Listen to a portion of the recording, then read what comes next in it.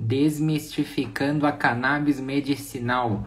Boa noite, pessoal. Seja todo mundo bem-vindo para mais uma live. Hoje, quarta-feira, 4 de agosto de 2021, 11h30 da noite. A gente vai receber o incrível convidado Ricardo de Paula. Ele é consultor técnico em cannabis medicinal, mais de 30 anos de experiência em indústria farmacêutica, especializado em doenças do humor. O Ricardo já está aqui com a gente. É uma honra para mim poder... Oi, Natália, boa noite. Seja todo mundo bem-vindo. Boa Oi, noite. Ricardo. Olha, para mim uma honra, boa noite. Muito obrigado que você topou a nossa conversa aqui, 11h30 da noite. A gente está concorrendo simplesmente com o Bial. Eu avisei o Bial para ele entrar mais tarde hoje, por causa da gente. Exatamente, eu adorei. Eu adorei quando você falou do Bial. Eu dei muita risada. E muito obrigado pela oportunidade e também pelo convite, né, de esclarecer esse assunto, né, Sim, relativamente novo aqui no Brasil, e com uma história muito importante para a medicina e para os pacientes, né? Então, eu fico sim. muito feliz de poder conversar com você sobre isso. Eu me sinto lisonjeado aí do seu convite. Não, imagina, para mim, a honra é toda minha. Eu tive a oportunidade de ver a sua live com a doutora Débora Furuna, eu adorei. E, e, e para a gente começar, né, Ricardo, como que você gostaria de introduzir o nosso tema? Bom, por isso a gente já colocou, né, até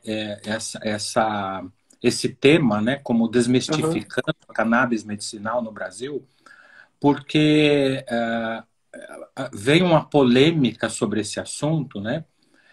Quando a gente fala em cannabis medicinal, para muita gente, a gente está falando de maconha. E são Sim, duas coisas diferentes, né? Maconha é para uso adulto, recreativo, né? Para as pessoas que escolhem usar. E a cannabis medicinal é uma outra coisa totalmente diferente, né?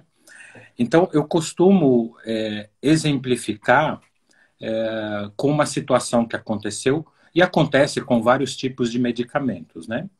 Então, por exemplo, da onde surgiu os anestésicos? Então, eu costumo exemplificar com isso. Então, Sigmund Freud, além de psicanalista, ele era um estudioso de farmacologia. E ele percebeu que através da cocaína, que ele colocava na língua, tinha um efeito anestésico. Então ele falou, tem alguma substância aqui que dá um efeito anestésico. Então ele foi um dos precursores, né, do que a gente tem hoje no consultório dentário, nos hospitais, que são os anestésicos, por isso que eles se chamam xilocaína, marcaína, porque veio dessa história lá atrás. E, no entanto, quando a gente está num consultório médico, quando a gente está num dentista, a gente não está usando cocaína, a gente está usando, né, um anestésico que partiu disso. Então, tem muitas perfeito. substâncias, né, que a gente usa no nosso dia a dia que partiram de alguma observância desses cientistas que falou, poxa, aí tem um medicamento. E foi assim que aconteceu com a cannabis medicinal. Depois eu vou dar mais uma pincelada sobre isso. Não, é muito, muito interessante essa comparação que você fez, assim, para introduzir o tema. É, além disso, né, Ricardo, a cannabis já é usada como medicamentos há milênios, né? Há muito Sim, tempo. sim, tem muita história, né, sobre a cannabis, a história da humanidade e em vários continentes, vários países e em vários momentos, né? Mas na história mais atual da cannabis medicinal, quando começaram a se pesquisar, é mais recente, entre a década de 60 e 70, né?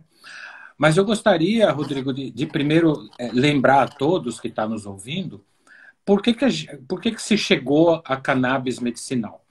Primeiro, lembrar que nós temos um sistema endocannabinoide. Então, o que é um sistema endocannabinoide? Então, assim como nós temos o sistema imunológico, o sistema endócrino, o sistema cardiovascular, o sistema nervoso central, o nosso organismo, nós nascemos com um sistema endocannabinoide. É que ele não é muito conhecido e nem muito explorado, né? Inclusive, quando os médicos, né, passam pelas faculdades, eles pouco falam e estudam sobre essa matéria do sistema endocannabinoide. É Mas ele é interessante. muito importante. Desculpa, como que funciona esse sistema que todos nós temos, né? O sistema endocannabinoide, na realidade, ele está para um equilíbrio do nosso organismo. Então, várias coisas do nosso organismo que a gente sente passa pelo sistema endocannabinoide. O que a gente chama de homeostase, ou seja, é um equilíbrio do nosso organismo, né? É dentro desse ambiente fisiológico que nós temos. Então, só para você ter uma ideia, né? O sono, a nossa temperatura, o sentir o apetite ou não, o controle muscular, a nossa motivação, o estado de recompensa, a resposta ao estresse, humor, memória, tudo isso passa pelo sistema endocannabinoide. Então, dentro de nós temos, podemos dizer assim, como se fosse uma cannabis mesmo, né? E esses receptores, né, denominados de anandamida, ou neurotransmissores, né, como anandamida, receptores CB1, receptores CB2, eles estão espalhados pelo nosso organismo. Então, por isso, do uso da cannabis medicinal, conversar com o nosso organismo, né? Olha Esse que é um apanhado geral aí sobre isso. não, é muito interessante isso, que muita gente não sabe disso, né? É, e, e o conceito da cannabis, da planta versus o canabidiol, né? Então, é justamente para a gente separar, né? O que eu te falei logo no começo, a gente separar o que é o uso recreativo. Então, Certo. realmente, a cannabis medicinal, ela partiu, né, da planta, da cannabis sativa. Tem várias, chamado de cepas, né? Cannabis sativa, cannabis índica. Mas na florzinha, bem na florzinha em cima, né, dessas plantas, tem o cânhamo.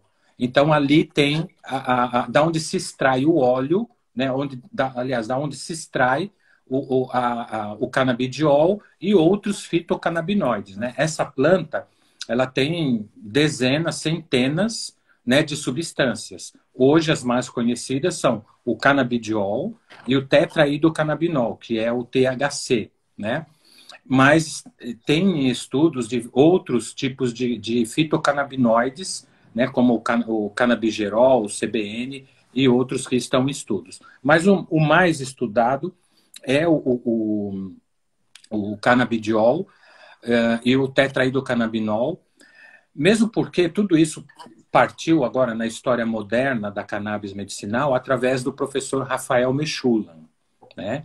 O professor Rafael Mechulam, por observação, cientista, por observação, e a história dele é magnífica, eu recomendo o pessoal assistir o filme que conta a história dele, chama O Cientista.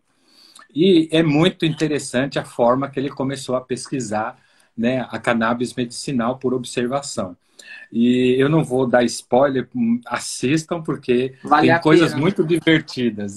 Tem coisas muito divertidas do que ele fez para começar a estudar a cannabis medicinal. Mas, enfim, o que ele conseguiu, né?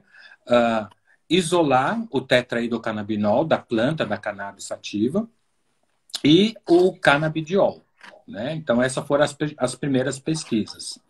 E depois ele fez uma outra observação junto com o grupo dele, que é se a planta, né, se naquela época que ele começou a fazer as observações, a planta tinha algum efeito no organismo, então o que, que é que recepciona o organismo? Aí ele descobriu o sistema endocannabinoide. E é muito novo, é década de 60 e 70. E o Rafael Mechoulam, professor Rafael, está vivo, na ativa, com mais de 90 anos, lá em Israel, ainda pesquisando sobre a cannabis.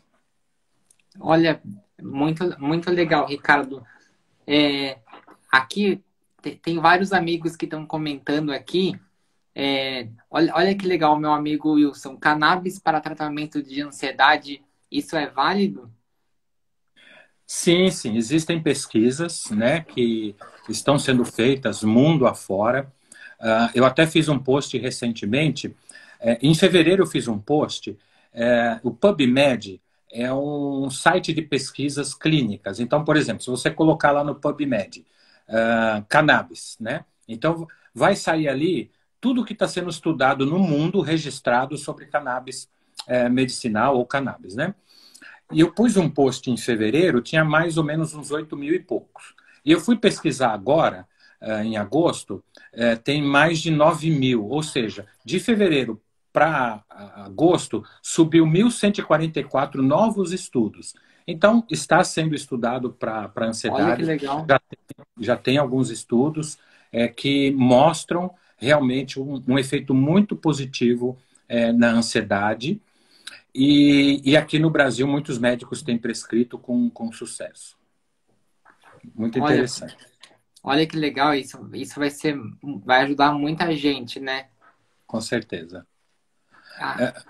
Ah, desculpa, pode falar. Não, eu até ia complementar aqui, mesmo porque tem muitos pacientes que, para cuidar da ansiedade, estão usando muito benzodiazepínicos, os famosos faixa Sim, preta, né? Ou antidepressivos, que com o passar do tempo, eles podem ocasionar efeitos colaterais, né?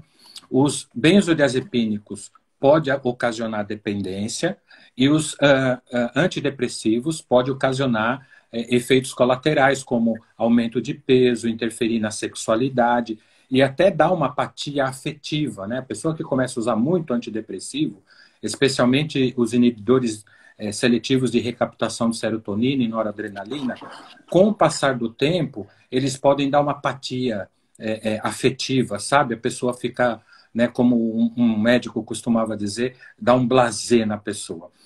E sim. alguns médicos estão usando o canabidiol para fazer o desmame dos benzodiazepínicos e também para trocar por esses antidepressivos aí para tratar a ansiedade. Olha que legal. É uma ótima notícia para todo mundo. Não tenha dúvida. E, E os ah, estudos vão ajudar bastante nisso. é perfeito. Agradecer aqui a Natália que comprou um selinho aqui para mim na live. A Natália perguntou a diferença do CBD e do THC. Ah, boa pergunta, bem interessante, né? Então, esses são dois compostos, né, da planta que são isolados. O THC, em doses altas, ele dá uma psicoatividade, né? Então, se a gente relembrar um pouquinho, né, como é que é essa observação? Se a gente relembrar um pouquinho de como a pessoa que usa maconha, ela fica, né? Certo, Então, aquilo que dá assim, eu estou vendo um jacaré voando, isso aí é uma psicoatividade feita pelo THC, né? E o canabidiol? Deixa o cara lesadão, tranquilão. Então é um tranquilão vendo o jacaré voando. O certo. THC, ele tem essa psicoatividade, né?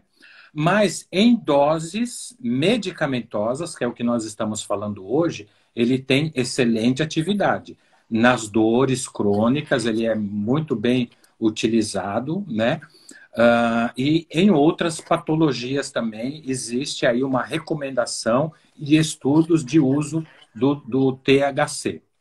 E o canabidiol também, como a gente acabou de comentar, como ansiolítico, com problemas de insônia, muitos pacientes estão usando o canabidiol para isso.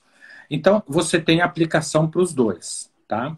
Mas, assim, a porta de entrada dos tratamentos que estão ocorrendo hoje no Brasil com acompanhamento médico, a gente vai falar um pouco mais sobre isso, é o canabidiol. E depois, Certo. algumas situações, algumas patologias, se usa mais o THC, o tetraidrocannabinol, tá? Ah, perfeito. Aqui eu ia perguntar o porquê do estigma no Brasil, e justamente a Natália escreveu: no Brasil há muito preconceito ainda pela falta de informação. Exatamente, né? Por quê? Justamente aquilo que a gente conversou. Quando a gente fala em cannabis medicinal, as pessoas lembram da maconha. E não tem nada a ver Sim, uma coisa com a outra, exatamente.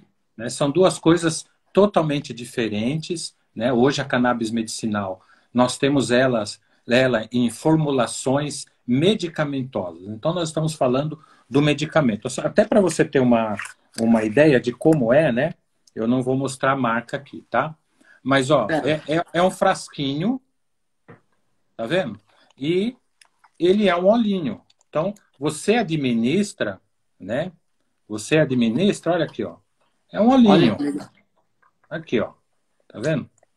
Então, ele é um medicamento. Então, não temos mais por que confundir, né, maconha com cannabis medicinal. Isso já está bem esclarecido.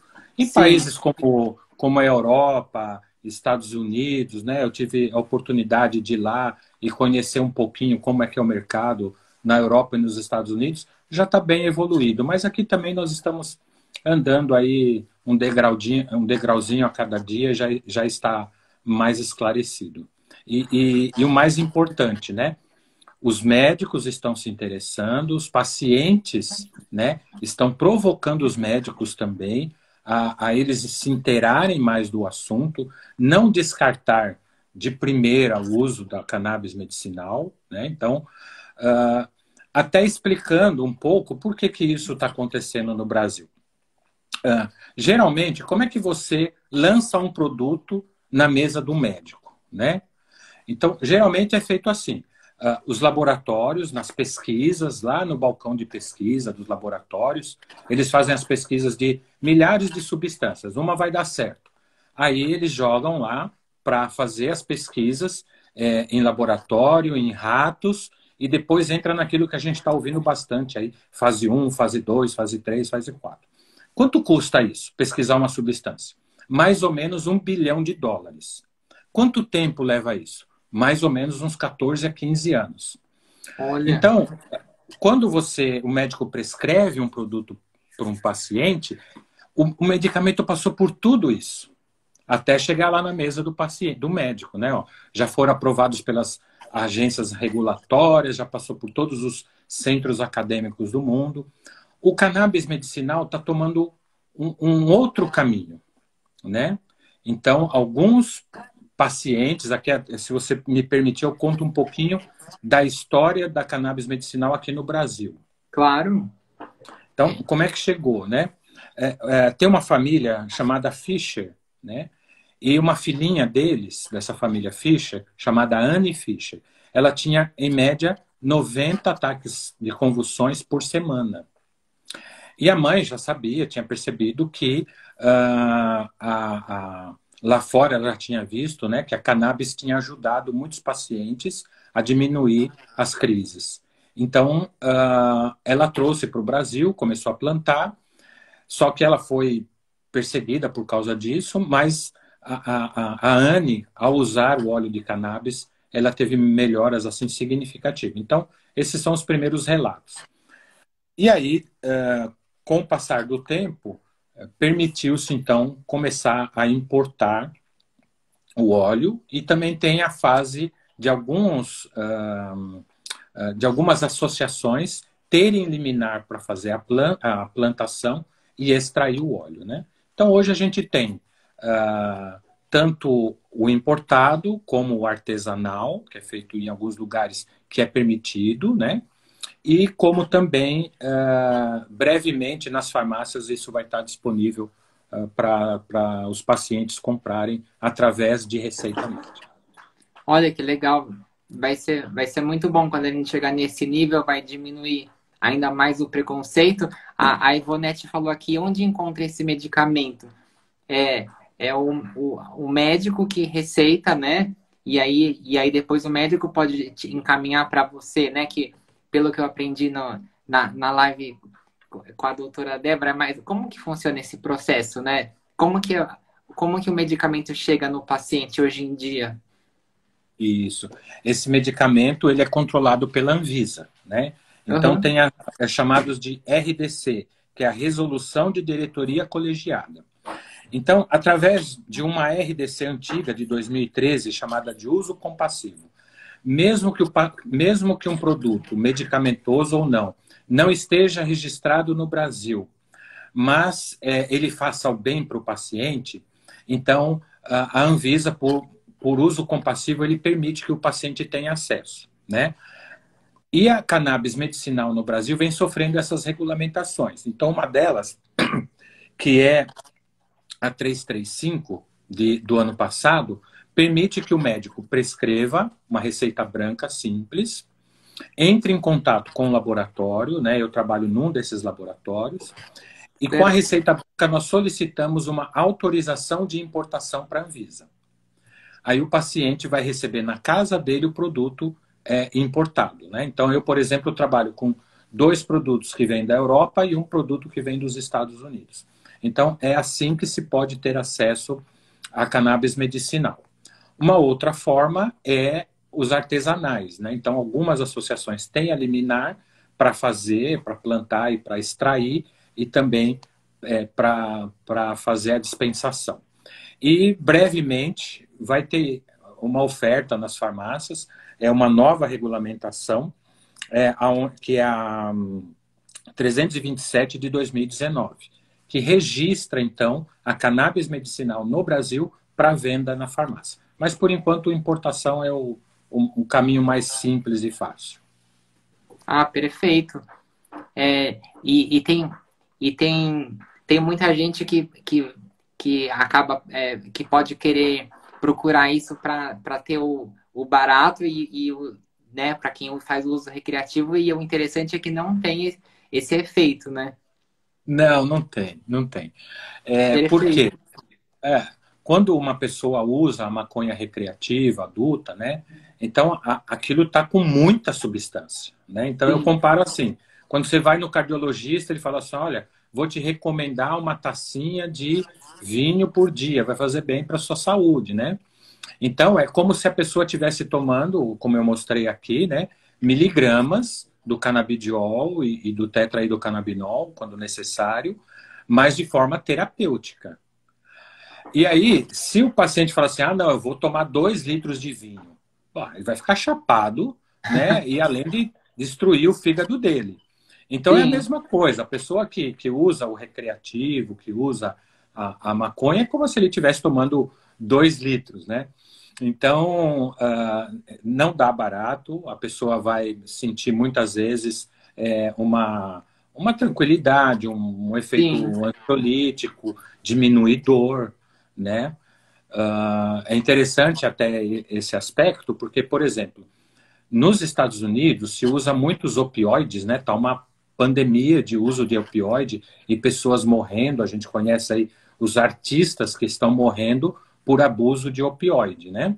E tá uma campanha nos Estados Unidos sobre o abuso do opioide, que são esses analgésicos potentes, né?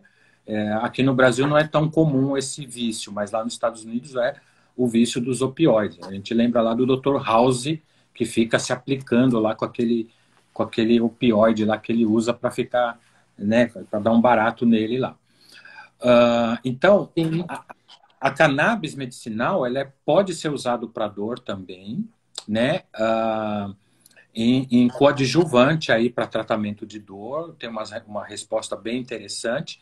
E nos Estados Unidos tem uma campanha para usar a cannabis medicinal para diminuir o uso e o abuso dos opioides. Perfeito, Ricardo.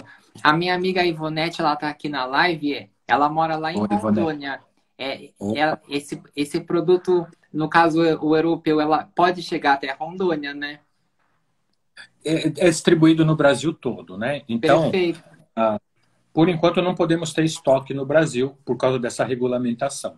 Mas o paciente, com a receita e com a autorização, chega em qualquer lugar do Brasil, independente de onde ela estiver, mesmo lá em Rondônia. perfeito. Olha esse comentário aqui. A Olivia Fernandes. Te procurando, você pode indicar médicos que são adeptos a prescrever? Como que funciona para quem está assistindo a live aqui? Boa pergunta, Isso. Olívia. Obrigado aí, viu, pela pergunta e pela audiência também. Sim, né? Então, caso algum paciente, como a Natália, né? Foi ela que perguntou, se eu não me engano, que mora em Rondônia, é ela? A Ou é Ivonete mora em a Rondônia. Ivonete, desculpe, ou a Ivonete, né? Então, caso ela precisar, nós podemos recomendar um médico prescritor de cannabis medicinal. Então, sempre a dispensação vai precisar de um acompanhamento médico e a gente tem como recomendar sim, viu? Tanto para a Olivia quanto para a Ivonete, né? Olha que Vocês têm legal. aí meu endereço aí do Instagram, pode me procurar que a gente acaba facilitando essa indicação de um médico, tá bom? Ah, perfeito, Ricardo. Quando a gente salvar a live aqui, eu já vou. é, Inclusive, Ricardo, eu vou ter que dividir a nossa live em dois por causa de problema no Instagram, Tá. até para garantir que a nossa live fique salva. Uhum. Eu posso encerrar aqui a nossa parte um agora e eu começo de novo para a gente fazer a nossa parte 2. Claro, sem problema nenhum. Então, perfeito. Quem tiver aqui com a gente vai encerrar a parte um e já vamos começar a parte 2. Então, Tá quem tiver ótimo. aqui com a gente aguarda vocês de novo daqui 3 minutos. Show de Muito bola. obrigado pela parte um, Ricardo. Até já, Legal. então. Já vou avisar o Bial para ele segurar mais um tempinho. Agora, se a gente está concorrendo com o Bial, a gente tem que ter nosso intervalo também. Tá bom, Rodrigo, obrigado. Até já, daqui 3 minutos. Legal, tá bom.